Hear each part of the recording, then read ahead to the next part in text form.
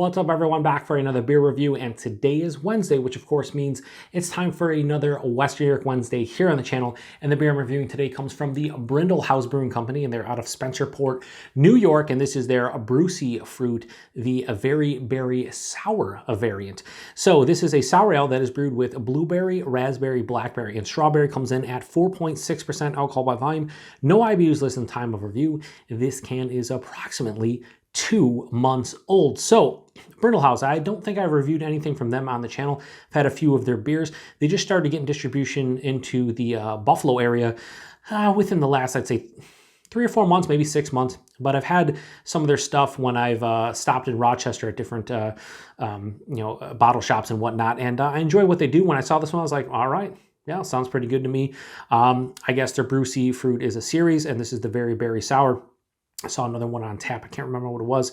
But yeah, sounds right in my wheelhouse. Blueberry, raspberry, blackberry, and strawberry with, a sour ale base. Yeah, sounds good to me. So over the next month or so, you're going to see Western New York Wednesdays that feature breweries from New York State that get distro into the Western New York area, more specifically Buffalo. Haven't been buying beer a lot with the whole coronavirus and everything going on and trying to, flatten the curve and stay home and everything. So at some point, probably in mid to late May, I will do maybe like a curbside order and get some local beers, and definitely Western New York Wednesday will come back from local places here. But for the most part, we're going to have Brindle Haus, and I'm going to have a couple beers from Beer Tree, I believe. So yeah, anyway, let's crack this one open and get into a glass, see what we got going on here.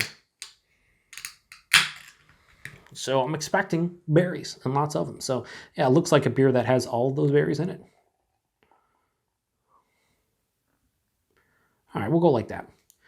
Maybe we'll pour the rest in at the end if I remember. Half the time I say that, it never happens. So this has a straight on purple color to it. Holy fuck, that looks amazing. Murky, turbid. There's a little bit of like a light red here at the bottom, for the most part straight up purple. Has about a 2 to 3 finger of this light purple or like dark pink colored head. Looks somewhat creamy. There's some soap suds as far as the bubbles are concerned, look to it. But yeah, I mean, that looks like, if you're talking a very berry sour with those 4 berries, I'd say it's appropriate how it looks. Let's get a nose. Oh man, that smells awesome. Mostly blueberry and blackberry for me. A little bit of raspberry. Strawberry gets lost. Strawberry, think about it, when you eat berries, strawberry to me, of these 4 berries, I would say they're the berry that kind of produces the least amount of like intensity in terms of flavor.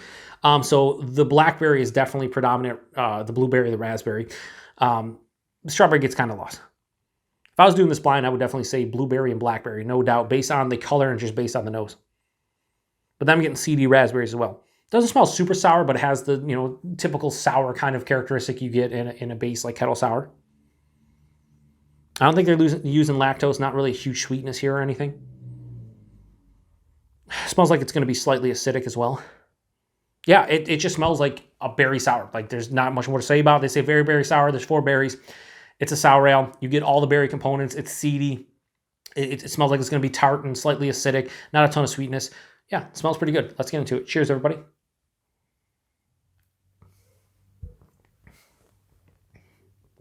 That's delicious. That's really tasty.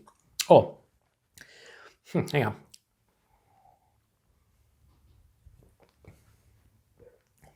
Yeah, they did a real good job with this one. It has a higher tartness, lower sourness. Like the first sip, and again, I've been on a break from beer for over a month. Drinking this one is the first sour beer that I've drank in probably about 5 weeks. It kind of gripped the palate. I'm letting my palate get kind of acclimated before I say, oh, this is super tart. One more sip and we'll have a final confirmation on how tart/sour this is.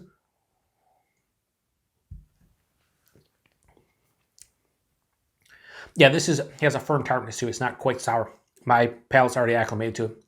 First sip was like ripping the sides of my jaw. I was like, holy crap, this is super sour. The subsequent sips, very tart, but not super sour. So nice sourness to it. Or, I mean, after all that, I say nice tartness to it. Body in this one at 4.6%. It's like higher side of low, lower side of medium. Appropriate.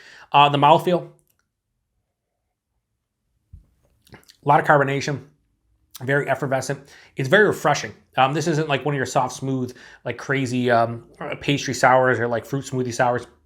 This is like a kettle sour, has the appropriate amount of carbonation. Like I said, spritzy on the palate, very effervescent, very like just carbonated. It's nice. It's very refreshing. So I'd say body and mouthfeel quite appropriate for a 4.6% sour with those berries in. The taste though, right up front, that blueberry and blackberry hits me. Pass through the palate, the raspberry sneaks in, and it's really this seedy kind of raspberry. The strawberry, non-existent for me. Might be different for you. For me, man, it's still cold out right now as I'm reviewing this, and I don't know, people are going nuts outside. The strawberry is getting kind of lost for me, but like I said, it might be different for you. That just happens. Like I said in the nose, just when it comes to strawberries, if it is included with other fruit and other berries, usually gets lost for me. That is the case here. It's unfortunate. But that blackberry and blueberry and raspberry is just a melange of greatness as far as the berry is concerned. This one, like I said, has a firm tartness. There is a nice acidic punch on the back of the palate. No bitterness to speak of. It has a decent sweetness to it from the berries. Like it definitely has a nice sweetness that kind of is underlying on the palate, but never steps in the way. So this finishes slightly dry, slightly acidic, no bitterness, not much of a residual sweetness. This is, we're in the middle of fall basically right now, and come late, or middle of fall. This is a terrible review. I apologize. I'm so off my game right now. When you take a month off from reviewing, this is what happens. But anyway, we are in the middle of spring. Spring, totally. Is it the middle of April? It could be, or late April at this point. Whatever. Whenever I'm reviewing this, who knows? And I think come late spring, early summer, middle of summer, this would be a perfect beer for that time. So hopefully they release this one again and people can get their hands on it, because I would love to drink this poolside, and just in the warmer months. I don't know if I was going to say, in my mind, I'm thinking poolside at the beach, barbecue. I don't know. If social distancing continues throughout summer, that's not going to happen. Maybe at your own pool, and that'll be it. But yeah, it's a really good beer. One of the better local sours that I've had, Western New York sours, is really just well made, and has 3 of the 4 berries in it that I can taste, and just good beer. So, Brewcy Fruit, the very berry sour variant from Brindle Haus, I'm going to give that a high 4.25 out of 5. I'm going to go 4.3 out of 5.